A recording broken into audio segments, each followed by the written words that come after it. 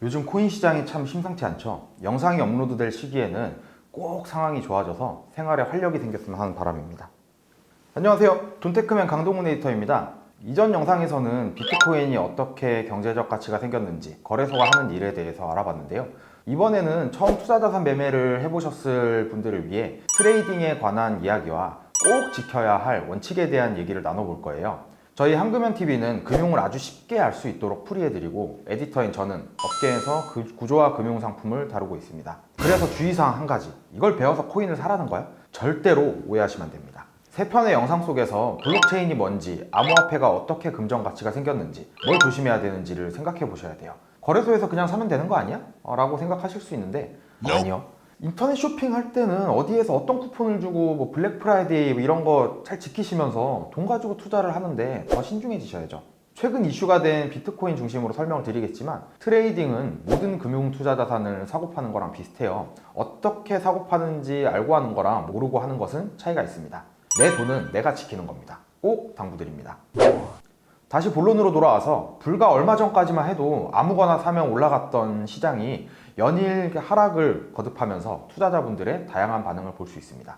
여기서부터가 찐입니다. 투자가 처음이신 분들은 매우 당황하고 계실 거라 생각해요. 추가 하락을 전망하면서 손절하신 분도 있고, 아마 큰 수익을 보셔서 입절 후 관망, 물타기를 하시면서 손실 복구 진행 중이신 분, 여기 500층이에요 살려주세요, 구조대를 기다리시는 분들 다양할 텐데요. 지금 제가 말씀드린 용어를 모두 이해하신다면 트레이딩이 뭐구나 하면서 마음의 준비를 하면서 대응 계획을 세우시겠지만, 안타까운 것은 대다수의 분들은 이러지도 저러지도 못해서 그저 존버라는 것을 하면서 애태우고 있다는 거죠.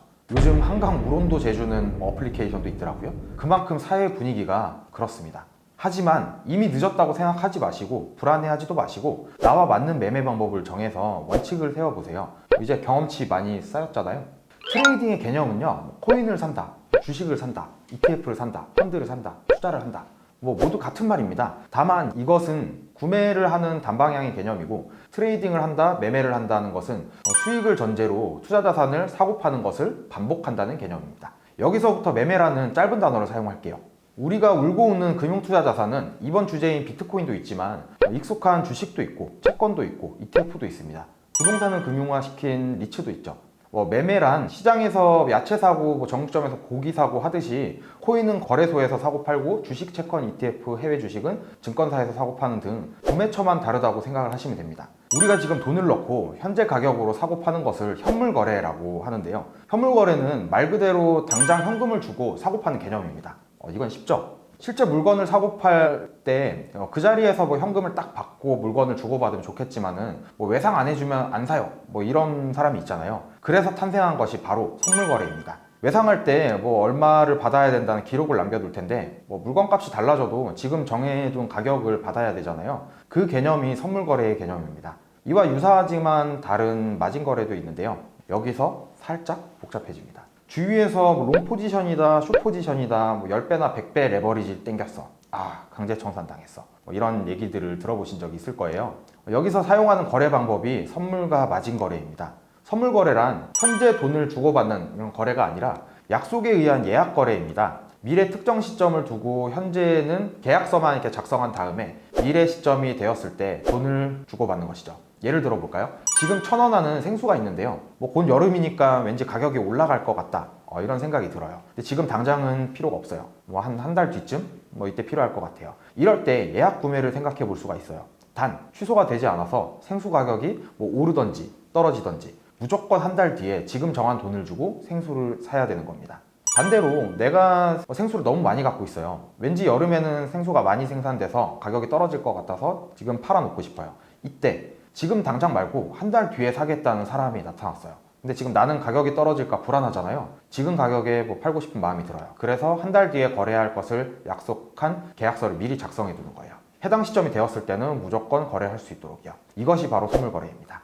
예시로 들었던 생수를 기초자산이라고 합니다. 거래하는 대상이죠. 기초자산이 왠지 오를 것 같아서 미리 사놓는 것을 롱포지션, 떨어질 것 같아서 미리 파는 것을 숏포지션이라고 합니다. 1,000원이었던 생수가 실제로 한 달 뒤에 2,000원이 됐어요. 1,000원의 롱포지션을 취한 사람은 한 달 뒤에 실제로 싸게 샀으니까 1,000원 이득이겠죠. 반대로 숏포지션을 취한 사람은 아쉽게도 눈 뜨고 싸게 팔아야 되니까 1,000원 손해를 봤습니다. 반면 1,000원이었던 생수가 2,000원이 아닌 500원이 되었어요. 1,000원에 샀던 사람은 비싸게 사야 되니까 500원 손해를 볼 거고 1,000원에 판 사람은 500원 이득을 받습니다. 롱 포지션이면 미래의 기초자산 가격이 올라가면 이익, 떨어지면 손해. 숏 포지션은 기초자산 가격이 올라가면 손해, 떨어지면 이익이라는 구조입니다.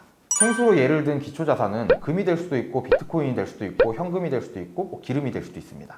선물은 현물과 달리 미래에 거래해야만 하는 계약서입니다. 그리고 이 계약서도 사고 팔 수 있습니다. 정리하자면 선물은 만기일을 정해두고 현재 기초자산 가치를 거래하는 것입니다. 사는 사람 파는 사람 동시에 있어야 거래가 성립되기 때문에 제로섬 게임이라고도 합니다. 아니 그런데 상대방이 거래 안 하고 도망가면 어떻게 해야 되죠? 그래서 필요한 게 증거금입니다. 일종의 보증금이죠. 실생활에서는 계약금을 걸었는데 거래를 이렇게 취소할 경우에 그 계약금을 포기해야 되잖아요. 금융에서는 증거금 이하로 손실이 있을 때는 강제청산이라는 걸 합니다. 더 이상 지불 능력이 없다고 보고 강제로 팔아서 갚아버리는 거죠.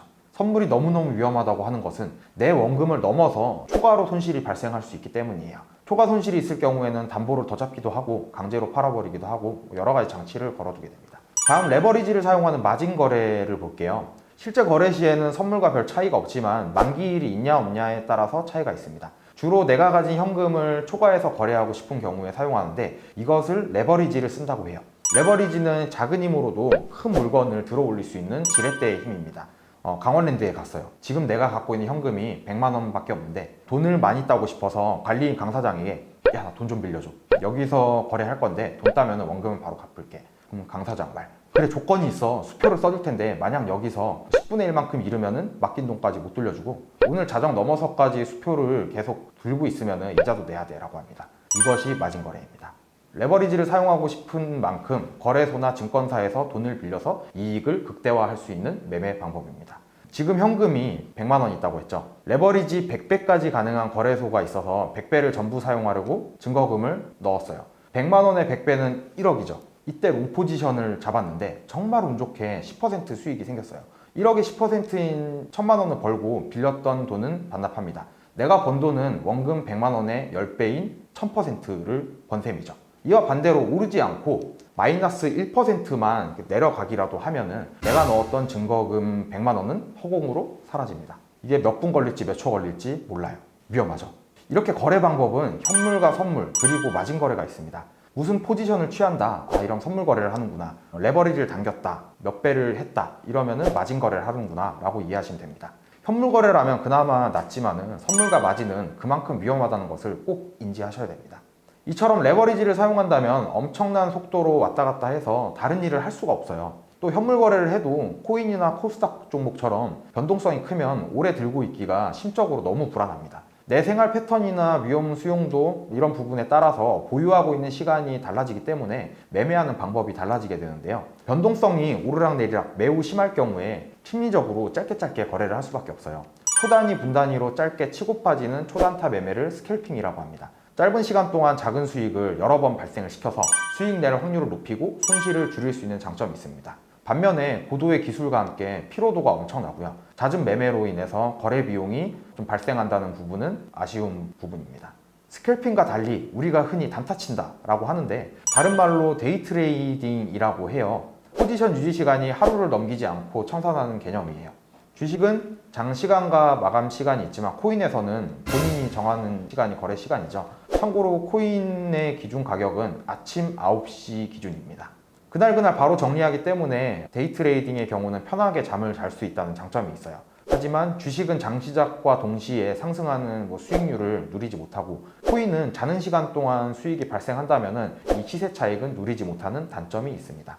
매매를 처음 하시는 분들이 자연스럽게 매매하는 전략은 스윙 기법이라고 생각을 해요. 며칠에서 몇 달 단위로 보유하면서 투자 자산이 올라가면은 팔아서 시세 차익을 누리는 그런 중기 전략이라고 할 수 있습니다. 스윙을 제대로 활용하는 고수들은 시드를 잘게 나눠서 과거의 시세 차익 변동과 현재 이슈를 파악하는 기본적 분석을 종합적으로 고려해서 구성을 하게 됩니다.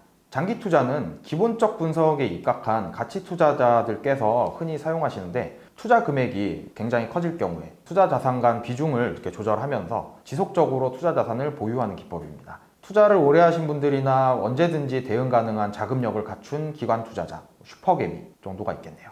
코인에서 중장기 투자는 글쎄요. 스캘핑, 데이 트레이딩, 스윙, 장투 이런 기간에 따른 매매 기법을 소개해드렸는데 각 기법의 특징과 내 성향을 한번 파악을 해보시고 감내할 수 있을 정도까지만 투자를 하시길 바랍니다. 투자 기법이나 분석도 중요한데 가장 중요한 정말 강조를 해도 끝이 없는 것이 바로 원칙이라고 생각을 해요. 이전 영상에서도 언급드렸지만 원칙 굉장히 중요합니다. 이 원칙은 투자의 대가들이 언급한 것을 내 것으로 만들어도 되지만 내 경험을 통해서 나만의 방식을 만들어 나가는 것이 좋습니다. 한 달에 얼마까지만 투자한다. 매매 시간은 몇 시부터 몇 시까지만 한다. 몇 % 이하면은 손절을 한다. 혹은 몇 %면은 익절을 한다. 징크스가 있는 날에는 매매를 하지 않는다. 특정한 지표, 예를 들어서 데드크로스가 뜬다고 하는데 생기면 매매를 하지 않는다. 여러 가지가 있을 수가 있어요. 간혹 상승장 더 올라갈 것 같은데 이걸 내가 정한 원칙에 따라서 익절 이런 거 지켜야 되나요? 하실 수 있어요. 네, 그런데 무조건 지켜야 됩니다. 원칙은 내가 세운 법이기 때문에 목숨이라고 생각하고 무조건 사수해야 됩니다. 경험이 쌓이게 되면 개선시켜서 다음번 매매를 할 때 적용시킬 수 있겠죠. 원칙은 강조해도 끝이 없을 정도로 너무나도 중요한 나만의 법입니다. 코인을 제가 주제로 던졌지만은 실제 내용은 현물과 선물, 마진 거래, 그리고 트레이딩 종류는 어떤 건지 그 무엇보다 중요한 원칙에 대해서 살펴봤는데요. 우리는 높은 수익률을 희망하고 어떨 때는 높은 수익이 발생할 수 있어요. 반면에 투자는 일시적인 것이 아니라 우리가 살아가는 장기간 동안 이루어지는 것이기 때문에 시간이 지남에 따라서 생각보다 쉽지 않다는 것을 느끼실 거예요. 이 때문에 금융기관이 존재하고 금융인력이 존재하고 간접금융이 존재하는 것이죠. 직접 내 판단으로 투자하는 것이 굉장히 자극적이고 효과적일 수 있지만 지식과 통제력이 뒷받침되지 않는다면 내 일상에 큰 영향을 받을 수가 있습니다. 주식도 변동성이 크지만 코인은 거래 마감 시간이 없기 때문에 실제로 주식보다 몇 배 변동성이 생겨요. 따라서 여러 배경 지식을 겸비하신다면 다양한 투자 자산을 통해서 안정적인 투자를 하시리라 생각합니다. 시청해주셔서 감사드리고요. 이제는 구독과 좋아요는 필수. 더 좋은 영상으로 찾아뵙겠습니다. 지금까지 돈테크맨 강동훈 에디터였습니다. 빠이.